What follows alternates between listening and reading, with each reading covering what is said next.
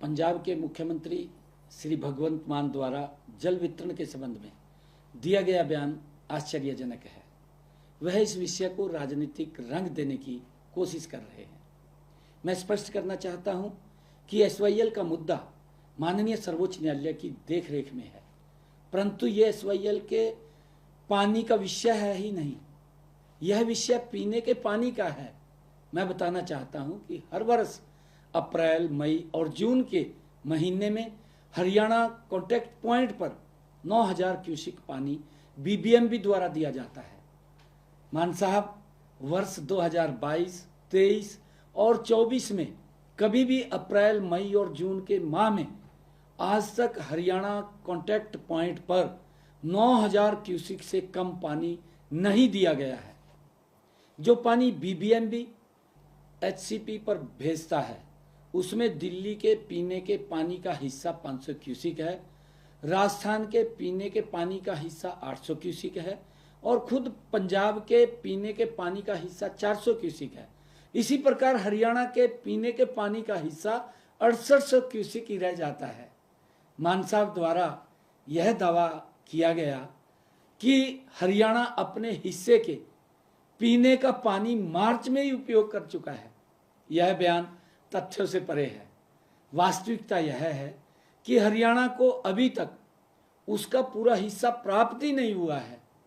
पिछले एक सप्ताह में हरियाणा को केवल 4000 क्यूसिक ही पीने का पानी प्राप्त हुआ है, जो हरियाणा की कुल मांग का लगभग 60% है। यदि बीबीएमबी हरियाणा की मांग के अनुसार शेष पानी उपलब्ध कराता है तो यह भाखड़ा डैम के जल भंडार का मात्र 0.0001% होगा। इससे भाखड़ा के जल भंडार पर कोई प्रभाव नहीं पड़ेगा। यदि हरियाणा के कॉन्टैक्ट पॉइंट पर कम पानी आता है तो दिल्ली में भी पीने के पानी की आपूर्ति प्रभावित होगी। मान साहब, जब तक दिल्ली में आम आदमी पार्टी की सरकार थी तब तक दिल्ली जाने वाले पानी पर आपकी सरकार को कोई आपत्ति नहीं थी, लेकिन अब दिल्ली में आम आदमी पार्टी की सरकार हार गई है तो दिल्ली की जनता को सजा देने के लिए मान साहब यह बयानबाजी क्यों कर रहे हैं।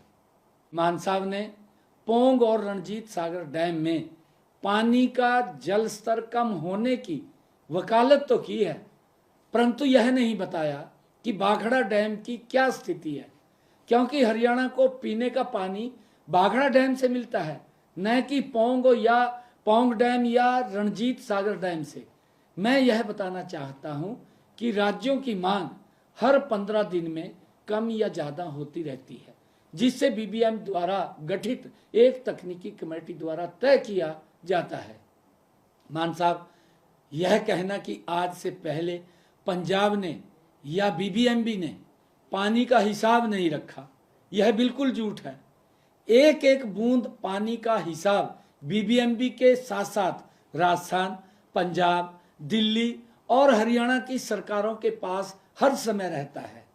मान साहब, इस विषय पर मैंने 26 अप्रैल को स्वयं फोन पर आपको बताया था कि बीबीएमबी की टेक्निकल कमेटी ने पंजाब, हरियाणा, दिल्ली और राजस्थान को पानी छोड़ने का जो निर्णय 23 अप्रैल को लिया था उसके क्रियान्वयन में पंजाब के अधिकारी आनाकानी कर रहे हैं।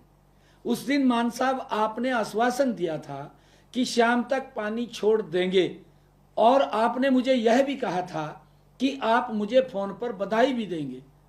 मान साहब, परंतु अगले दिन 27 अप्रैल को दोपहर 2 बजे तक पंजाब के अधिकारियों ने कुछ नहीं किया, बल्कि हरियाणा के अधिकारियों के फोन तक नहीं उठाए।